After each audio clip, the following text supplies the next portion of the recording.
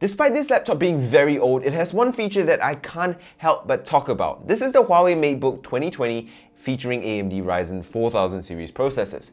All that, it's old news. But there is one thing with this laptop that I just really want to talk about, and that is the screen. Now, this is the Huawei MateBook 2020, and the reason I'm reviewing it is because Huawei loaned it to me as part of a device to be used in conjunction with the Huawei Mate View displays. But the thing is, I found myself enjoying using the laptop so much, it actually became my script writing daily driver for a good part of the last month. I really do like it, and for one major reason. And that main reason is simply the screen. Now, this screen is not particularly phenomenal. It doesn't get super duper bright, it doesn't get super duper colorful, it's not even the sharpest, clearest display. It doesn't have high refresh rate, but what about it is it so satisfying that makes me love it so much? Well, the answer is simply this. I absolutely love the screen's aspect ratio. It is a 3:2 aspect ratio display. Now, I've been kind of harking on about this for the last couple of weeks, especially with my Mate View review and my Mate View unboxing, but having used it personally firsthand for the last couple of weeks,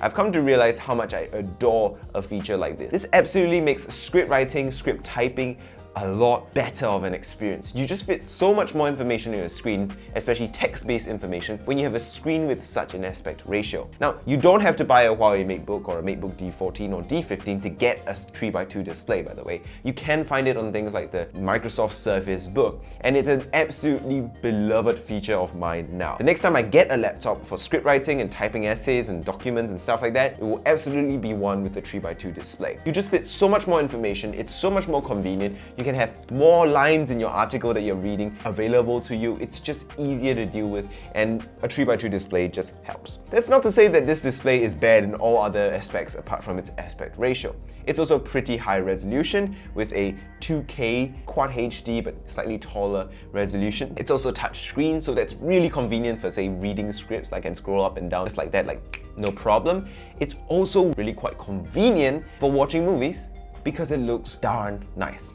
Now, this isn't the most beautiful, saturated, colorful, lovely monitor out there. Having tested it with my color calibrator, it is reasonably accurate and it gets reasonably bright. Not bright enough to say use it in direct, harsh Singaporean sunlight, but if you use it under the shade, which is what you're probably going to do anyway, it will be fine. And it is plenty for watching YouTube videos and watching movies, which is what we do nowadays because we have too much free time on our hands and not enough friends. Moving on from the screen though, let's talk about the keyboard and the trackpad. The screen might be nice and great for productivity, but if the keyboard built into it is not good enough for you to type stuff comfortably, it's not a good idea to buy this laptop. And thankfully, the keyboard is really quite respectable. Now, I'm not going to say that this laptop keyboard is phenomenal. It loses out to my Asus Zephyrus G14. It loses out to, the 2013 Retina MacBook, for example. That is like the best laptop keyboard ever.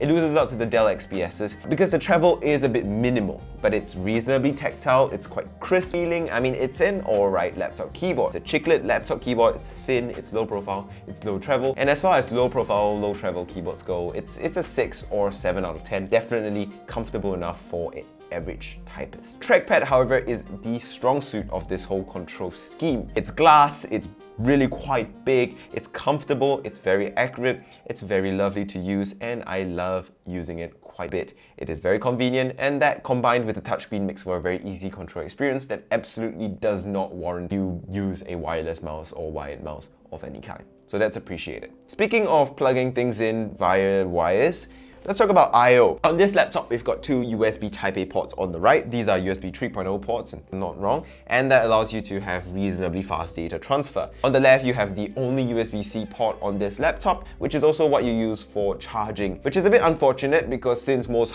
USB hubs nowadays are USB-C, you would have to get a USB-C hub that has power delivery support if you want to be able to charge this laptop and also use a dongle at the same time. Good thing though is because it does have two other USB Type-A ports, you're not going to be stuck with having to use a dongle all the time. You should generally be okay with these two ports on the right, so that's good. And you have a headphone jack on the left as well as a HDMI port. The HDMI port is definitely appreciated. I mean, you'll be using this in the context of, say, presenting a project, presenting PowerPoints and things like that, and having the convenience to just plug it into a projector, since most modern projectors are HDMI nowadays, unless you're stuck in schools and schools are still on like VGA stuff. Since most modern projectors are going to be HDMI nowadays, it's really convenient to just have an HDMI port so you don't need a dongle. So I definitely appreciate that right there. Now, the design and the build quality of this laptop is really quite nice. It is pretty much MacBook-esque in many ways. It's not as sharp or sleek. I mean, the bezels aren't as thin as the newer XPS or the newer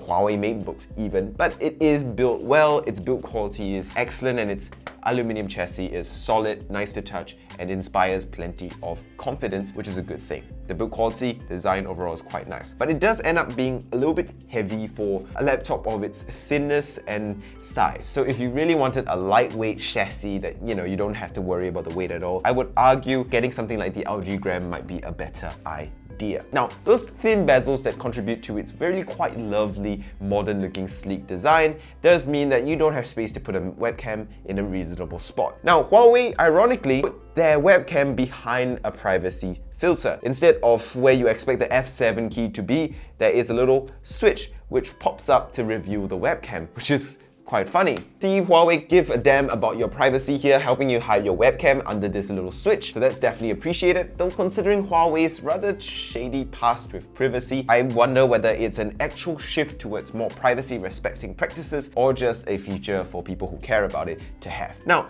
speaking of the webcam, let's talk about the webcam image quality and of course the mic's audio quality. They're both not very good. It's okay, like it gets the job done, but it's not particularly something that really inspires plenty of confidence. If you're someone who absolutely needs to look professional and sound crisp, clear, and accurate in every single thing you do when it comes to wireless conferencing, you should get an external webcam mic combo at the very least. But if you're just using it in a pinch, if you're just using it for business meetings that you don't really have to worry too much about impressing people with your image quality, you'll be fine. Since we're on the topic of audio with mics, let's talk about the speakers. Because the speakers on these are kind of a mishmash of good and bad. Good. It gets pretty loud, and that is definitely appreciated. I mean, it's loud enough to get a decent vibe with whatever music you're listening to. However, it doesn't sound particularly good. It doesn't have too much bass, it doesn't have too much detail, it does not have too much separation. If you're someone looking to vibe to your music properly, plug in a pair of headphones or plug in a pair of proper speakers, because these downward firing buggers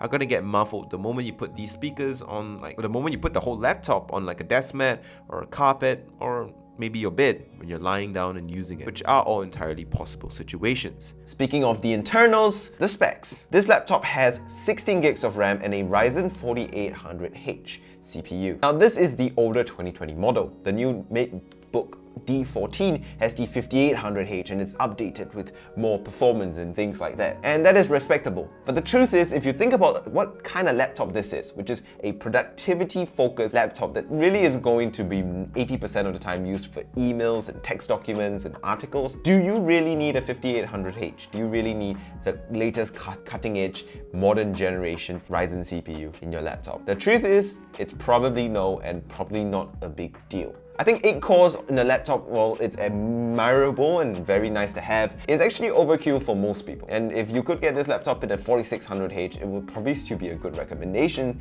So, a 4800H is a little bit of overkill. But because it's overkill, you have no issues with performance whatsoever. It does have Radeon integrated Vega graphics. It's not the powerful Vega gaming integrated graphics that you get on the gaming chips, but it is powerful enough to, say, play some light games if you were planning to.